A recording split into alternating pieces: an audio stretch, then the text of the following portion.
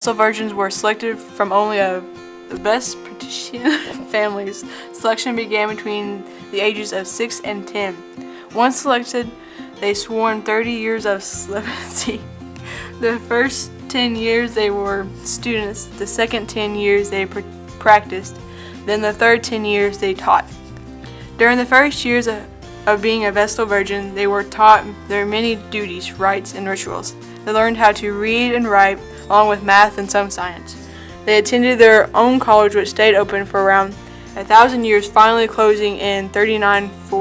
From the Vestal College, the Vestal Virgins began practicing their duties. Their duties consisted of maintaining the sacred fire, performing rituals for festivals, and gathering water. After 20 years of learning and performing, the Vestal Virgins became teachers of the new generation of Vestal Virgins. They taught for 10 years before retiring.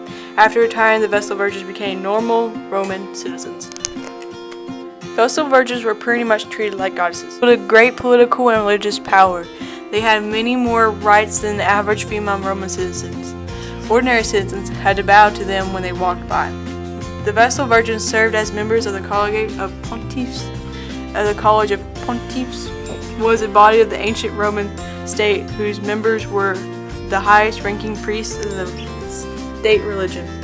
They also served as religious advisors to the Roman Senate.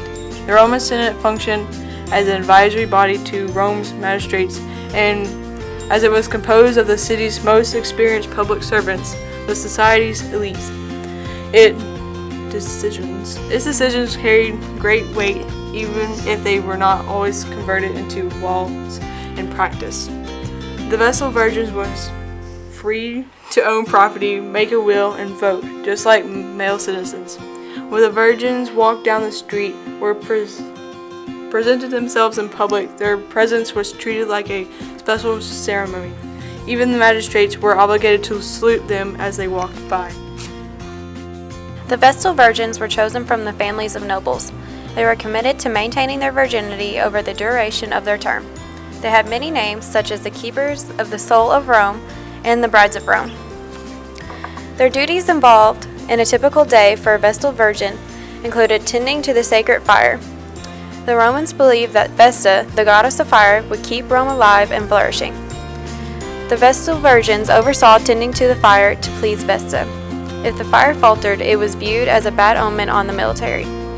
If someone allowed the fire to die, they would be stripped and beaten.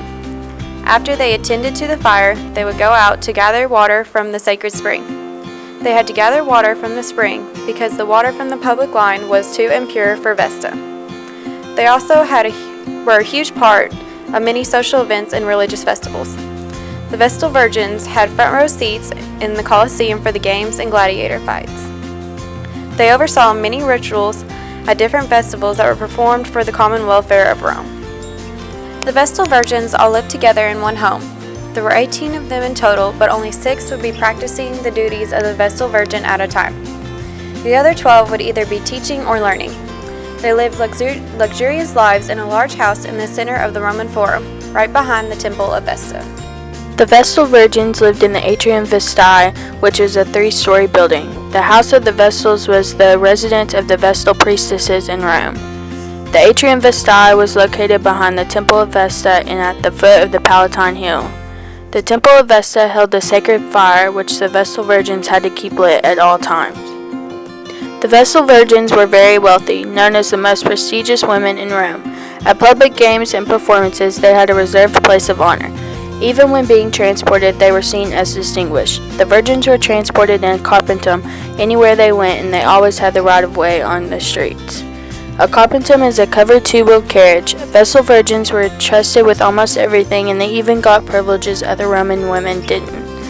They were free to own property, make a will, and even had the right to vote. No other Roman women had these advantages. The Vestals were seen as honest and pure, so they were trusted with important wills and state documents.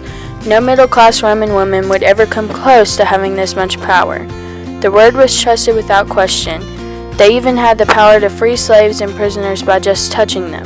If a person who was sent to be executed seen a Vestal on the way, they were automatically pardoned. Being a Vestal Virgin was seen as a great honor, so following that, they had major punishments if vows were broken. If a Vestal Virgin broke her vow of virginity, she was buried alive. They would be buried in the evil field with a few days' worth of food or water. The evil field, or Campus Scholarius, was an underground chamber near the Colon Gate. In ancient traditions, it was required that the Vestals be buried alive within the city walls, that being the only way to kill her without spilling her blood, which was forbidden. However, this practice contradicted the Roman law that no citizens were to be buried within the city walls. As a result of the punishment being so harsh, there were only 18 instances of Vestals breaking their vow in 1,000 years. When the virgins entered the collegium, they left behind the authority of their fathers and became daughters of the state. Therefore, any sexual relationship with a citizen was considered incestum and an act of treason.